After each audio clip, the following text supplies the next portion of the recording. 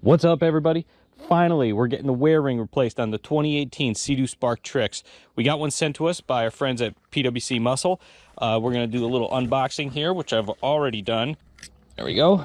Let's see.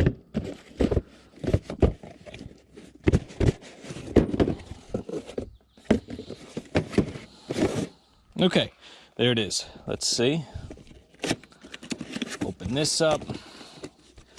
And there's the pretty girl. Look at that. Solus.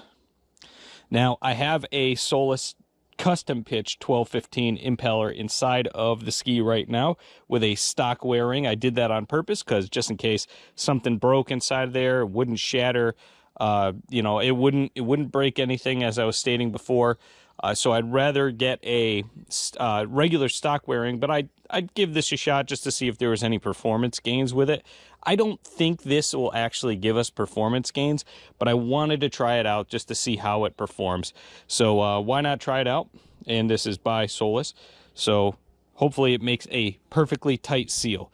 So we're going to get to the uninstallation or the removal of the IBR system right here, which is a couple bolts on each side, and then the right here, which is the IBR up and down, and then the pump in the back's 13 mil. These should everything we should be taking out is around 13 mil. So we're gonna give that a shot. Of course, I'm using my trusty Harbor Freight set. This is my travel set. This goes in my truck with me everywhere. It's not the best set, but it still works. It's got everything you need. 13 mil. And we're gonna get to it.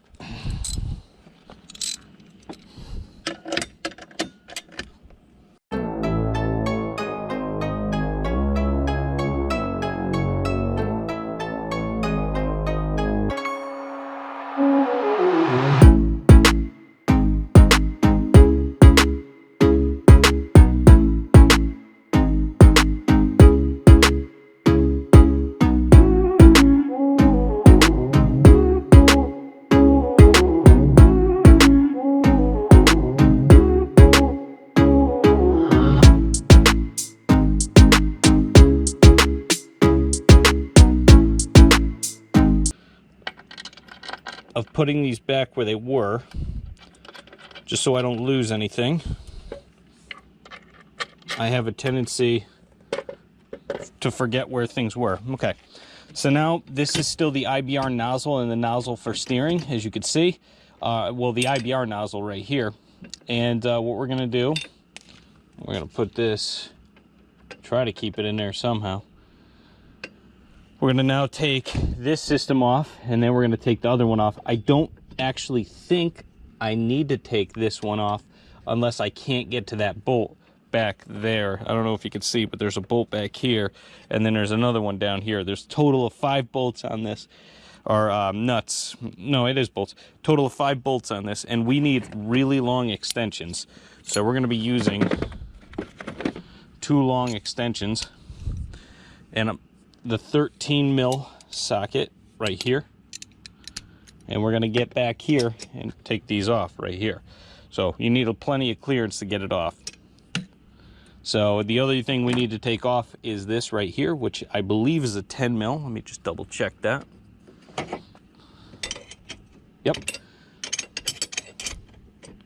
All right, so let me turn the handlebars the best I can. I have the covers on, so it's harder to do.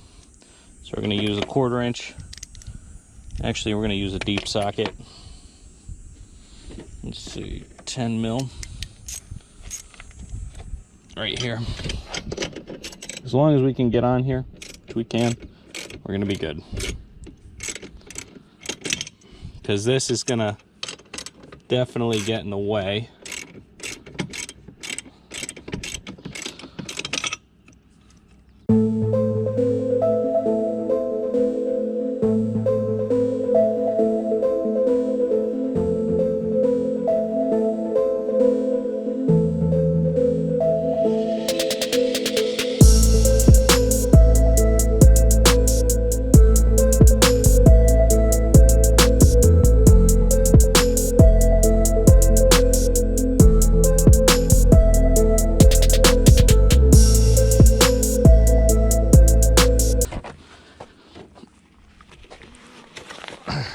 trying to avoid that, but looks like we're gonna be taking a cover off because the handlebar, this cover, like I said, sucks. It's the worst. I've been trying to protect this ski. It's gonna be a hot one today. God, this cover is terrible. Terrible, terrible, terrible. There. Let's see. Oh, nozzle's gotta go the other way. All right. That's what we need right there. Okay.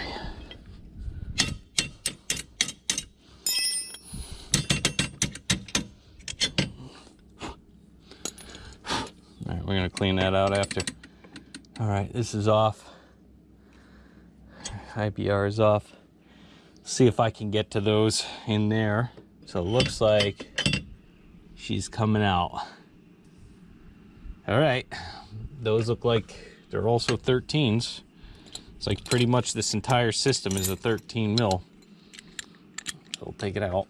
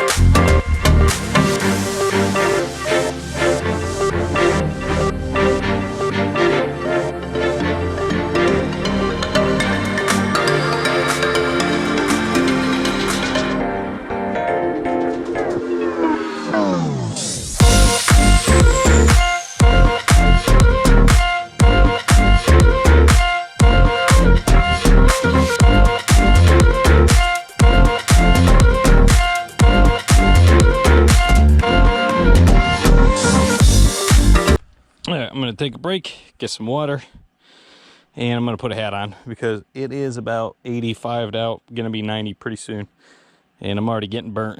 So put a hat on, be right back.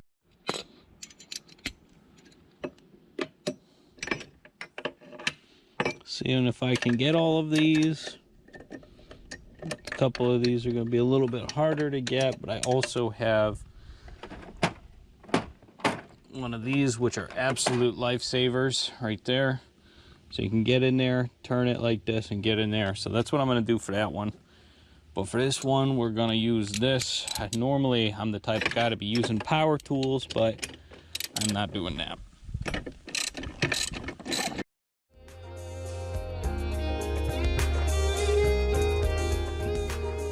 Oh, baby. That don't look good at all.